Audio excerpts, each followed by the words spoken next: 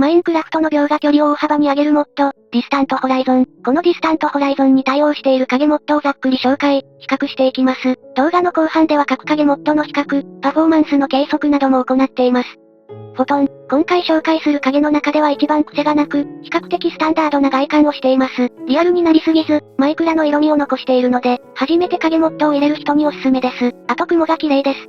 ファスト PBR、映画的な色合いが特徴の影です。こいつの強みは軽さで、比較的高いパフォーマンスを維持しながらディスタントホライゾンと影モッドを共存できることにあります。軽量影モッドはファンタジー系のものが多いので、リアル重視の軽量影モッドというのは貴重です。イテレーション T、中国産の影モッドです。ディスタントホライゾンとの相性が悪いのか、円形の地形がめっちゃチカチカしてます。一応対応しているので紹介しますが、ディスタントホライゾンを使って絶景を見たいって人には今んとこあんまおすすめできないです。チカチカ問題以外は全体的に高水準な影モッドって感じです。負荷は大きいですが、その分グローバルイルミネーションなどの技術が盛り込まれていて、とても綺麗なので、円形はあくまでおまけで建築物を美しく見せたいみたいな人に向いているかもしれないです。あとこの影は中国のサイトからダウンロードしないといけないのでそこに抵抗がある人は別の影モッドを選びましょう。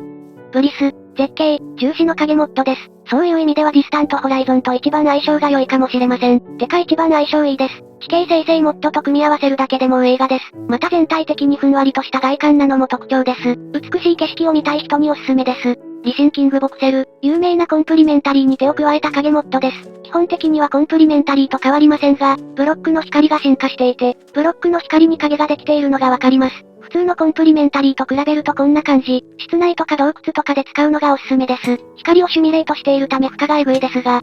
セウス PTGI HRRGFME。みんな大好き最強影モッド。セウス PTGI に手を加えた影モッドです。パストレーシングを用いた超リアルな光の表現はそのままに、ディスタントホライゾンとの互換性を獲得しました。もちろん負荷はエグいです。初期設定だと明るすぎるので、設定で露光を抑えるのがおすすめです。